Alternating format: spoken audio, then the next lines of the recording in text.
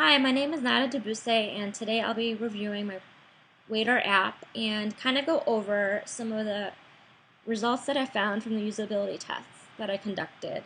I'm going to start off with kind of the least interesting things first, and then leave the most interesting things that I found at for the last. So this is how the app loads. I asked the users to start an order, a dinner order. And one of the first things that I found was that a lot of people, when I asked them to view a larger picture of the hummus platter, I kind of noticed that some people were clicking on the actual images itself, when in fact, at the time, I did not have the image to be clickable. I had the separate magnifying glass for a larger picture and an order button for just to order it.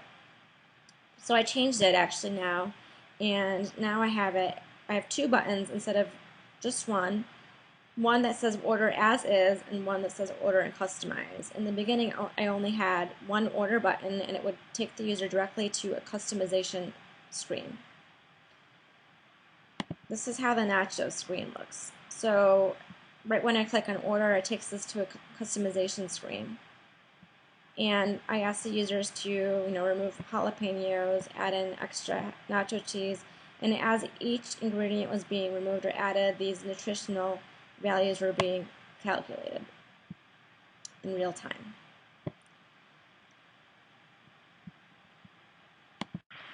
Something else that I found was that when I asked the user to order a martini, I noticed that they were going to beverages. Now, to me, in the beginning, I put this switch menu over here, so I didn't really correlate drink adult beverages with beverages. I kind of think of beverages more as refreshments such as soda, water, or what have you. And when I saw people kept clicking on this, I finally changed the beverages to take this to the drink menu. The next thing I found that when I asked the user to, actually, just one second, let me just get there really quick. When I asked them to give a 20% tip to the waiter, I kind of noticed that some people were using this calculator. Now this calculator does not work. I included these buttons right here for an automated percentage calculations. And someone was just kind of playing around saying it's not working, what's going on? So eventually she scrolled down and saw these buttons and eventually clicked on the 20%, and it automated to the $7.07 in total. Going back, I also noticed that people could not find the order status button. I mean, I at least witnessed one person who could not find it, and he kept scrolling and scrolling.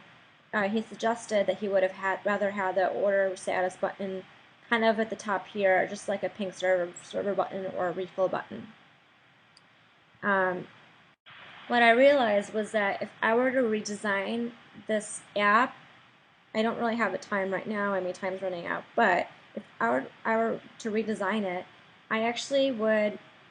To me, right now, it looks like an e-commerce website with this, mini cart at the right. Actually, if I go back to nachos, you kind of got to get a better sense of what it looks like. So it does look like a mini cart.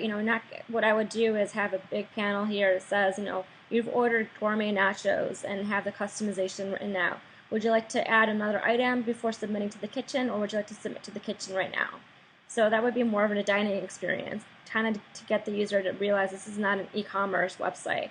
Because to me right now, it does look more like an e-commerce website, such as eBay and eBay and Amazon, what have you. And these edit remove buttons, I would change the remove button to a cancel, and depending on how much time had passed, the cancel would be disabled eventually. If the order is already sent in or almost prepared, then what they could do if they really need to cancel it, they can always ping the server to vocalize their concern or what their needs are. In addition, what I would do also with the order status is, instead of having it as a button, perhaps have it exposed here at the top. Your orders just got submitted.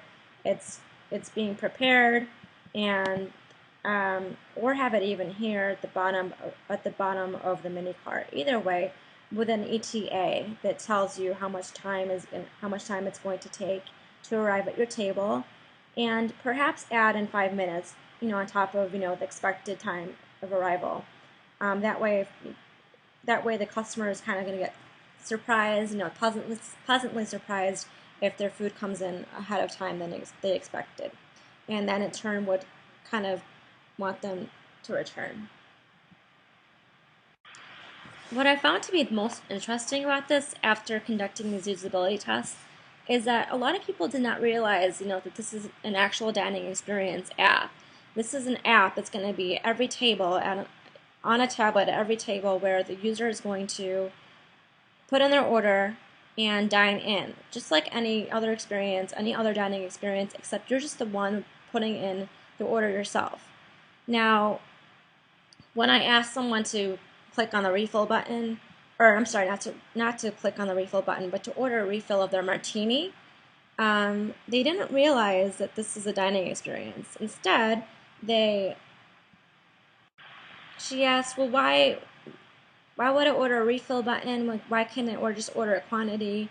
And I told her, when you go and order an item, it's going to have a quantity anyway, but this is not a Grubhub. This is not delivery.com. This is a dining experience. Refill means you've been at the restaurant for, let's say, 20 minutes. You've had a martini. You want a refill. That to me is a refill. She asked, well, refill to me sounds like it's a free drink. And I said, well, since when are martinis free drinks? I mean, that'd be awesome, but they're not. She kind of forgot what the whole idea, the whole concept is of this app. So that to me, that cleared it up a little bit. The only thing that I would think of is maybe to, I don't know, rename this, have a different nomenclature for it. I'm not really sure. It's something I had to think about. I think if I were to have tested this at a restaurant, or just to say, hey, pretend that you're dining in, and write a script that says, okay, you order nachos, you order appetizers, now pretend 15 minutes has passed by and you want to order a martini. Or, you put in your appetizers and you wanted to wait a little bit before you order your entree. Now, let's say you got your appetizers, you're finished with your appetizers, you want to now order your burger or what have you. How would you go about ordering that? So I think that would give them more of a clearer understanding of what this app really is about. In addition, what I think kind of didn't really express what the concept of this app is because I gave them a step-by-step instructions of how to go about this prototype. And two classmates, I believe they were Elizabeth and Phoebe, they both, recommended that I make this into a more contextual script. So I think that would have helped also. And thinking about that, I would incorporate, the whole setting of the dining experience to kind of imagine that they're in that experience and so amount of time has passed by. Now you're going to do this, now you're going to do that. Well, how would you go about it? I think that would have definitely made a difference in my study and to see how this app would have really worked. My only fear would have been that this edit cart, this mini cart is actually, in order of the step-by-step instructions that I gave because, I say, first of all, order gourmet nachos, and order a burger, then order a martini. So that's how the mini cart is designed for the prototype. So yeah, that's about it. That's everything I pretty much concluded with after reviewing my results of the usability tests. Thank you for watching, and I hope you enjoyed it.